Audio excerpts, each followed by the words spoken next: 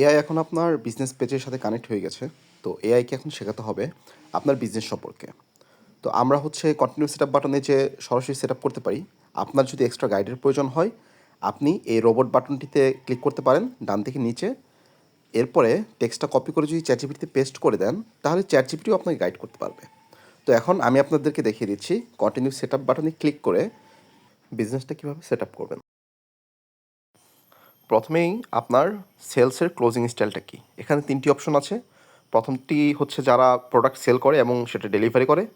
সেকেন্ডটা হচ্ছে যারা অ্যাপয়েন্টমেন্ট নেয়।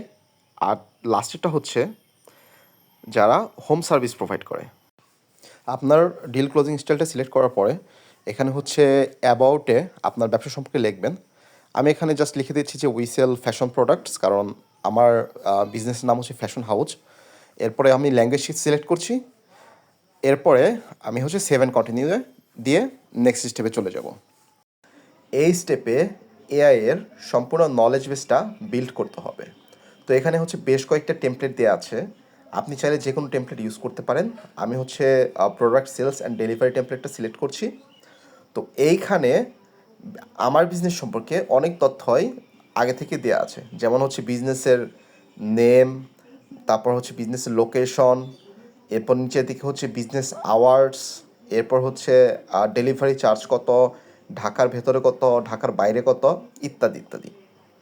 তো আপনারা আপনাদের বিজনেসের যে পলিসি, ফ্রিকুয়েন্টলি আস্কড কোশ্চেন্স এবং অন্য যে কোনো কিছু আপনার কাস্টমারকে জানাতে চান, সেগুলো হচ্ছে এখানে লিখে দিবেন।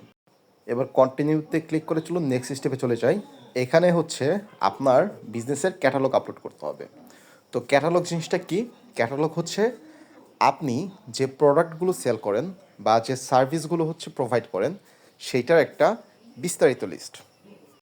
আমি আপাতত ক্যাটালগ স্টেপটা স্কিপ করে যাব এবং ফিনিশ অ্যান্ড গো লাইভে দিয়ে আমি লাইভে চলে যাব।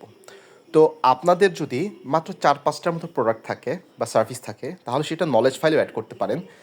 আর এর থেকে যদি বেশি থাকে, তাহলে সেটা ক্যাটালগে অ্যাড করাটাই বেটার। তো এবার চলুন সিএসসি দোকান ফেসবুক পেজে আমরা অ্যাজ এ কাস্টমার মেসেজ করে দেখি এআই ঠিকমতো অ্যান্সার করতে পারছে কিনা।